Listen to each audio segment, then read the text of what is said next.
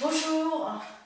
Dans la vidéo précédente, je vous ai expliqué comment faire pour obtenir la carnation de la peau et aussi comment organiser sa palette de façon à pouvoir travailler sans stress tout le long du travail. Eh bien aujourd'hui, nous allons le mettre en pratique. Et pour ce faire, j'ai choisi une partie du visage, le nez. Pourquoi le nez? Parce que ça va permettre de travailler les lumières, les dégradés, étant donné que le nez a beaucoup de relief, des rondeurs, des bosses. Donc ça va être un travail hyper intéressant avec la palette bien organisée. Allez, on y va. Je commence donc le nez par les parties les plus sombres, les ombres. Je dilue bien ma peinture avec un médium de façon à bien faire glisser la peinture car ce sont les premières couches et souvent ça glisse pas très bien. J'évolue doucement avec les couleurs plus claires pour faire un dégradé tout en douceur.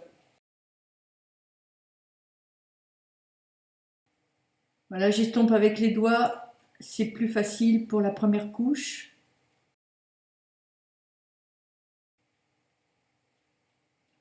Et je continue mon travail gentiment, avec les parties un petit peu plus claires.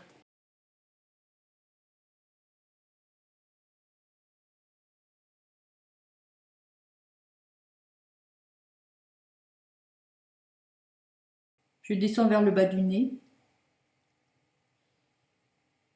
Et à cet endroit-là, en définitive, le nez sera un tout petit peu plus foncé vers le bas.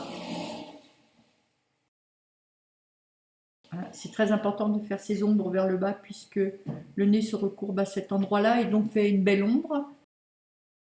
Et la couleur sera un tout petit peu plus rouge également. Je ne m'occupe pas des détails pour l'instant, je pose la totalité des nuances sur l'ensemble du nez.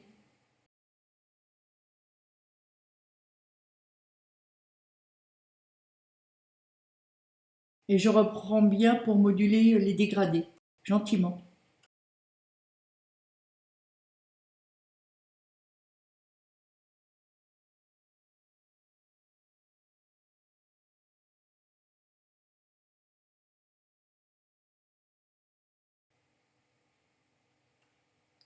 La lumière, bien évidemment, vient par le dessus, sur cet exercice. J'ombre bien le dessous du nez, de façon à le décrocher un petit peu et voir les volumes et le relief. Important de faire des contrastes.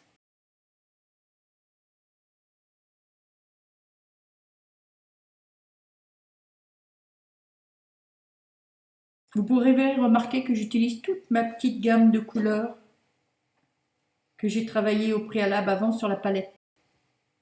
J'ombre bien le dessous.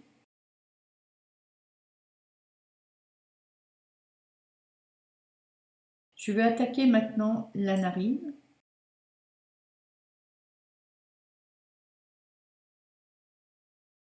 On n'utilise pas de noir, hein, j'utilise des terres d'ombre. Le noir serait trop puissant, marquerait trop, donc j'utilise plus une terre d'ombre.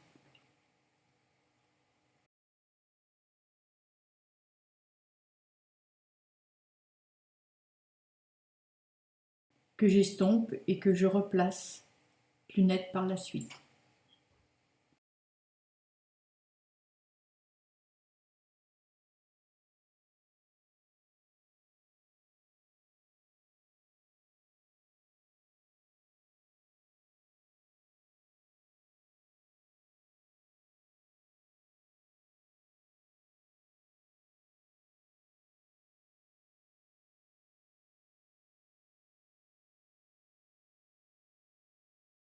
Je fais bien ce petit dégradé vers le bas du nez pour montrer le volume.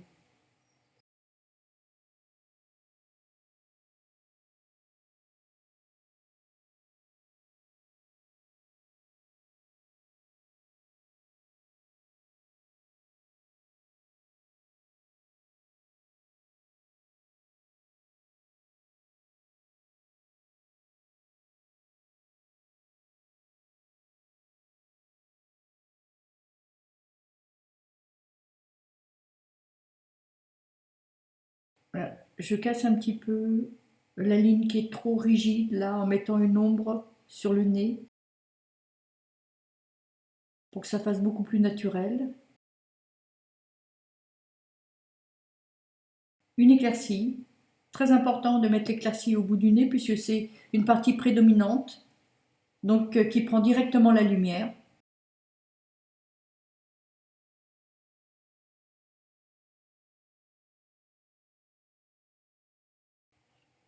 Je fonce un petit peu plus là de ce côté-là pour montrer l'arrêt. Et je donne encore un contraste un peu plus soutenu vers le bas pour bien décrocher le nez, bien voir les volumes.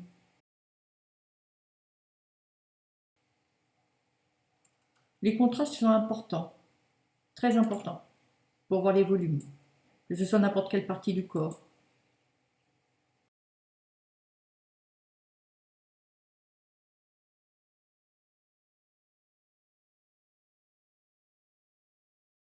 Hop, là je vais ajouter un peu de turquoise que j'ai pas mis sur ma palette pour donner une ombre froide. Une toute petite pointe de turquoise.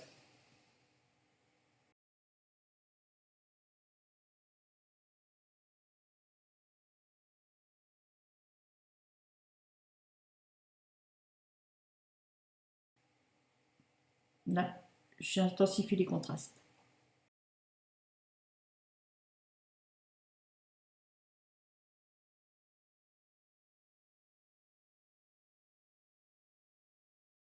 Nous arrivons à la fin du modelage de ce nez. Et bien voilà, le nez est enfin fait. Alors ce qui est important, ce qu'il faut vraiment retenir, c'est l'organisation de sa palette. Faites assez de nuances en quantité. C'est important. Regardez, ma palette, elle est là.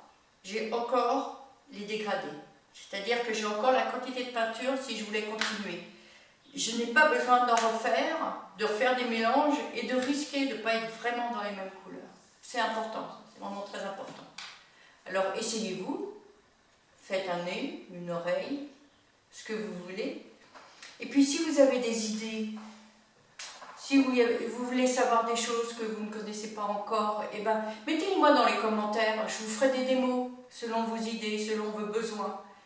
Et n'hésitez pas à aller voir mon site internet également. Bon, moi je fais pas beaucoup de portraits, je fais surtout des animaux. Et puis j'ai une boîte mail si vous avez des questions à me poser ou autres. N'hésitez pas. Voilà. Eh bien je vous dis à très vite. Ciao ciao.